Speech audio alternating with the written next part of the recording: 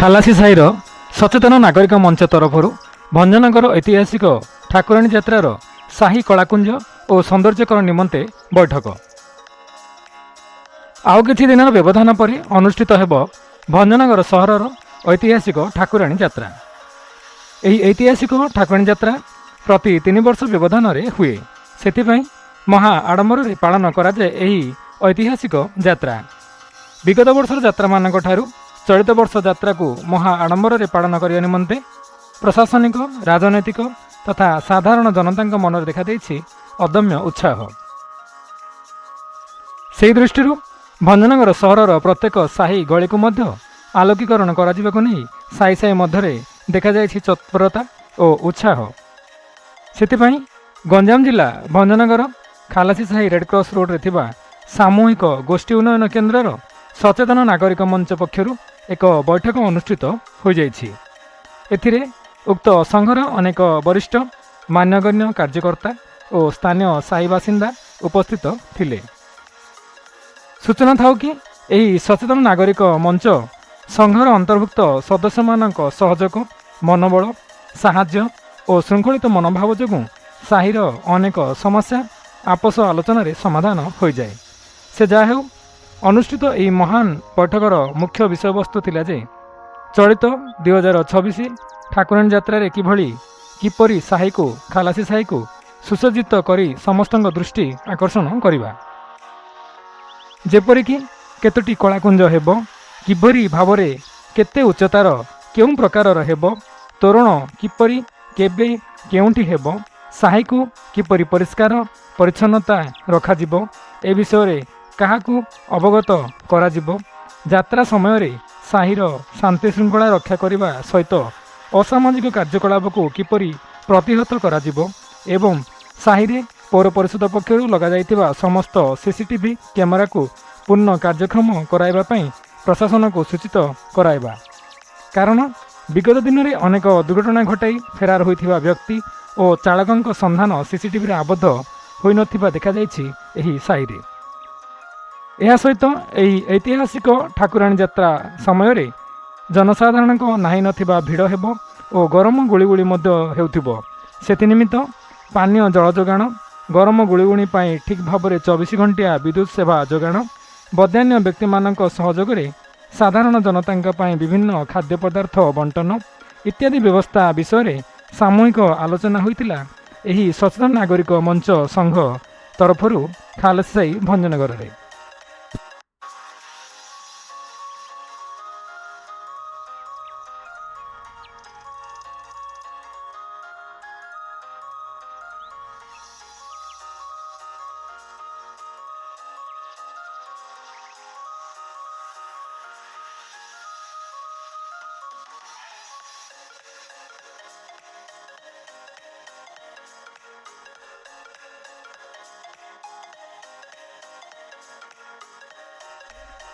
ଖାଲାସି ସାହିର ସଚେତନ ନାଗରିକ ମଞ୍ଚ ତରଫରୁ ଭଞ୍ଜନଗର ଐତିହାସିକ ଠାକୁରାଣୀ ଯାତ୍ରାର ସାହି କଳାକୁଞ୍ଜ ଓ ସୌନ୍ଦର୍ଯ୍ୟକରଣ ନିମନ୍ତେ ବୈଠକ। ଆଉ କିଛି ଦିନର ବ୍ୟବଧାନ ପରେ ଅନୁଷ୍ଠିତ ହେବ ଭଞ୍ଜନଗର ସହରର ଐତିହାସିକ ଠାକୁରାଣୀ ଯାତ୍ରା।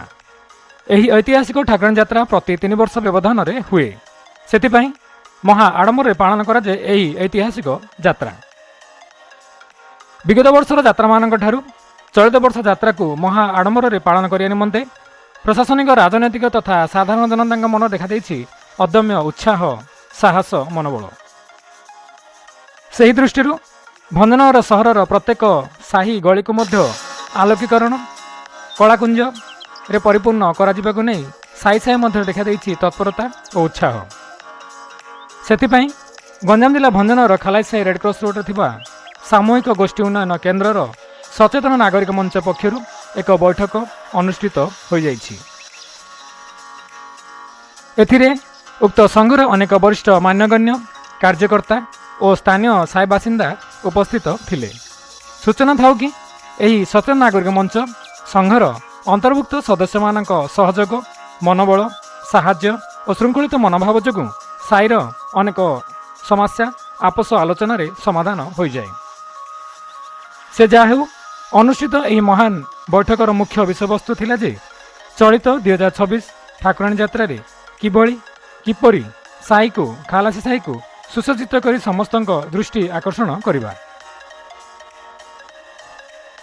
ଯେପରିକି କେତୋଟି କଳାକୁଞ୍ଜ ହେବ, କିପରି ଭାବରେ, କେତେ ଉଚ୍ଚତାର, କେଉଁ ପ୍ରକାରର ହେବ, ତୋରଣ କିପରି, କେବେ, କେଉଁଠି ହେବ, ସାହିକୁ କିପରି ପରିଷ୍କାର ପରିଚ୍ଛନ୍ନତା ରଖାଯିବ, ଏ ବିଷୟରେ କାହାକୁ ଅବଗତ କରାଯିବ, ଯାତ୍ରା ସମୟରେ ସାହିର ଶାନ୍ତି ଶୃଙ୍ଖଳା ରକ୍ଷା କରିବା ସହିତ ଅସାମାଜିକ କାର୍ଯ୍ୟକଳାପକୁ କିପରି ପ୍ରତିହତ କରାଯିବ ଏବଂ ସାହିରେ ପୌର ପରିଷଦ ପକ୍ଷରୁ ଲଗାଯାଇଥିବା ସମସ୍ତ ସିସିଟିଭି କ୍ୟାମେରାକୁ ପୂର୍ଣ୍ଣ କାର୍ଯ୍ୟକ୍ଷମ କରାଇବା ପାଇଁ ପ୍ରଶାସନକୁ ସୂଚିତ କରାଇବା।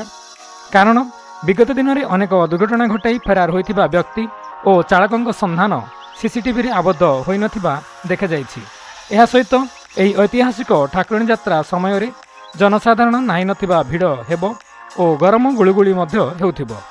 ସେଥିନିମିତ୍ତ ପାନୀୟ ଜଳ ଯୋଗାଣ, ଗରମ ଗୁଳିଗୁଳି ପାଇଁ ଠିକ୍ ସମୟରେ 24 ଘଣ୍ଟିଆ ବିଦ୍ୟୁତ୍ ସେବା ଯୋଗାଣ, ବଦାନ୍ୟ ବ୍ୟକ୍ତିମାନଙ୍କ ସହଯୋଗରେ ସାଧାରଣ ଜନତାଙ୍କ ପାଇଁ ବିଭିନ୍ନ ଖାଦ୍ୟ ପଦାର୍ଥ ବଣ୍ଟନ ଇତ୍ୟାଦି ବିଷୟରେ ପୁଙ୍ଖାନୁପୁଙ୍ଖ ସାମୂହିକ ଆଲୋଚନା ହୋଇଥିଲା ଭଞ୍ଜନଗର ଖାଲାସି ସାହିରେ ଥିବା ସଚେତନ ନାଗରିକ ମଞ୍ଚ ବା ସଂଘ ତରଫରୁ ଏକ ବୈଠକରେ।